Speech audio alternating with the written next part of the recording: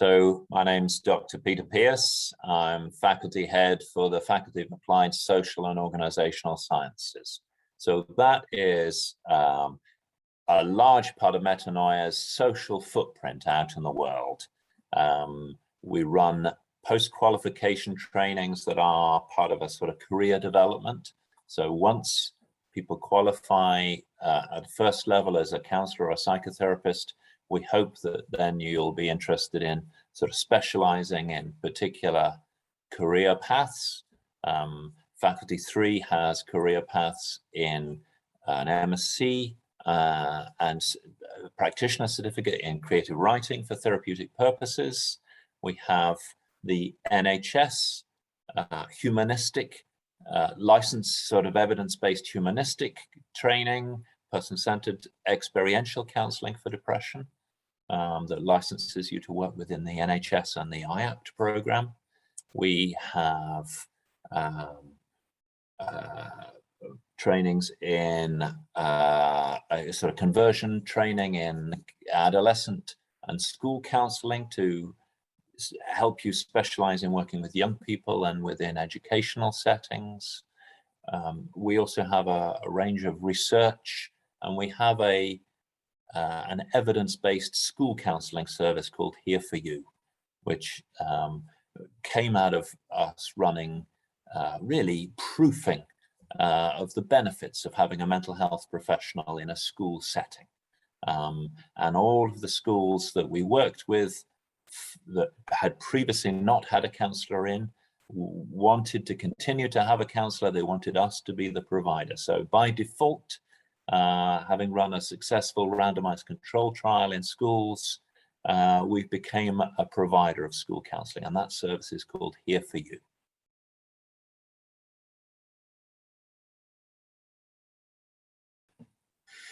So I've been chairing the subject benchmark group for Quality Assurance Agency, along with a wonderful group of colleagues from across the 4 home nations who lead counselling and psychotherapy courses in higher education in these 2 subjects, both at first degree and at master's level. And we've been laying out what will be the template for both the content and competencies for any university course in counselling and psychotherapy for the next 7 years.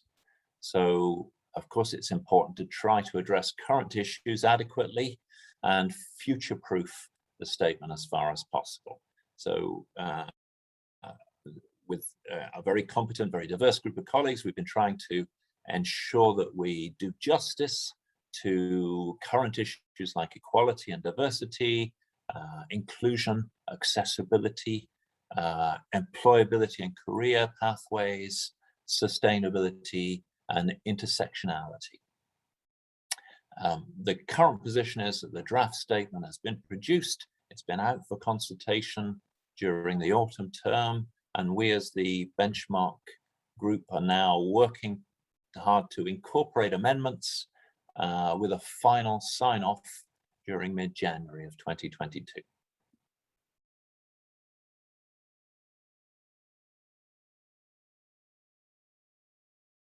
So working as a counsellor and psychotherapist in the NHS is a part of my own background for about 20 years.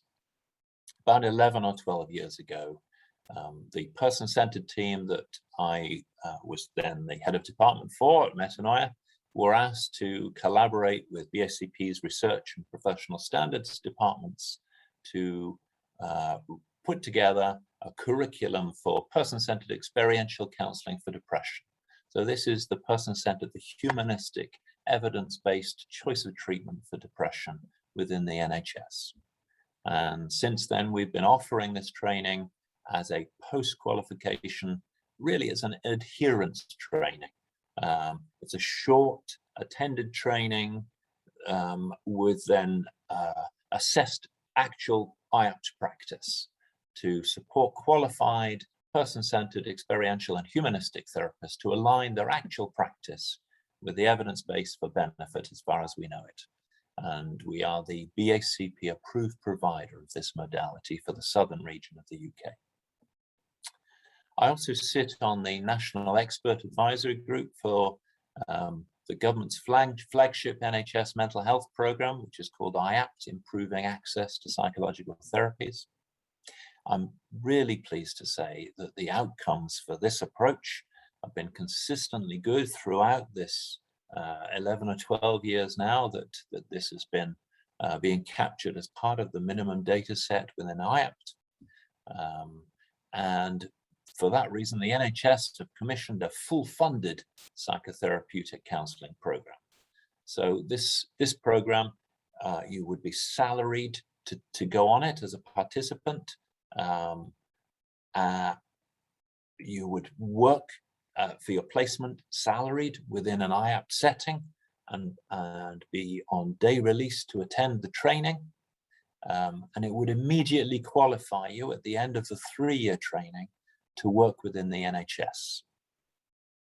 So it potentially plays a part in addressing issues like access, a representative workforce, and it would put counselling on a similar apprenticeship footing to medicine, psychology, nursing, and other essential professions within the NHS. Very exciting, the potential of this. So a pilot for this new program has been commissioned by Health Education England. We at Metanoia have put in a bid to be the provider of this humanistic arm of the program. There'll also be a more psychodynamic arm of this. CBT is already commissioned in this way by the NHS. And of course, we wait to see if we're successful with our bid, but either way, this is an important, highly significant development, really for disrupting, altering the current culture of counselling training, where all of us have had to pay our own way through and offer our services on a voluntary basis throughout training.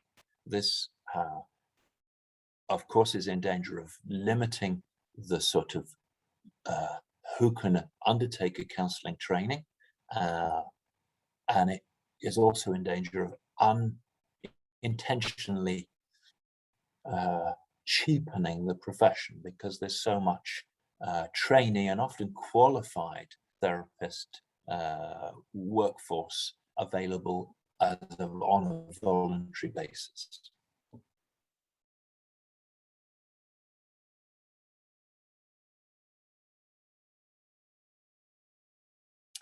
So I was a member of the BACP expert advisory group for online and phone therapies for adults, which has now completed work, and this has updated the OPT, the online phone therapy competencies.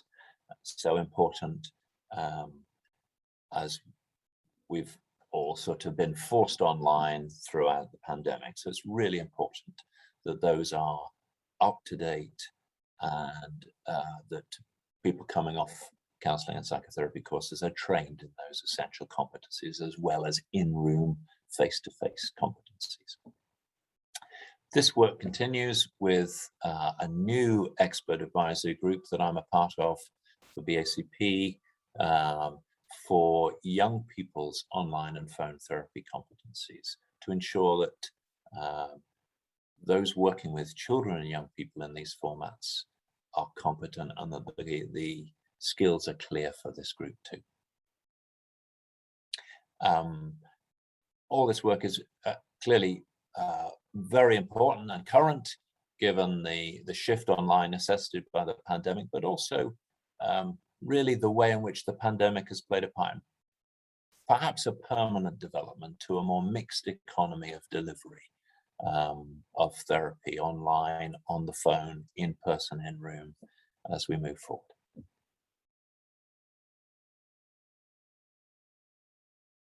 So we're partnering with Ealing Local Authority on the Your Choice programme. It's an important initiative that's being rolled out across all London boroughs simultaneously, which I believe is probably the first time for a programme of this sort. Partners are the Violence Reduction Unit in London, the London Innovation Alliance, and the Youth Endowment Fund.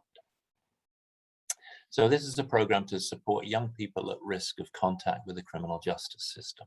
And then it involves us training and supporting and providing ongoing supervision to Ealing's Youth Justice team to try to support better outcomes for this group of young people.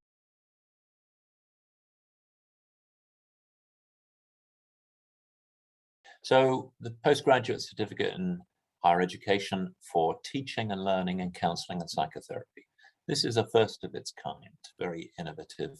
It's a dedicated teaching qualification for trainers, lecturers in counselling and psychotherapy in higher education. So it's a year-long program for existing lecturers and trainers that addresses the highly specialised skills needed to facilitate this work and prepare people for professional counselling. It prepares the participants of this program to submit an application for higher education HEA or advanced HE fellowship as a lecturer. We've recruited. The situation at the moment is this course has been validated. The first cohort has started.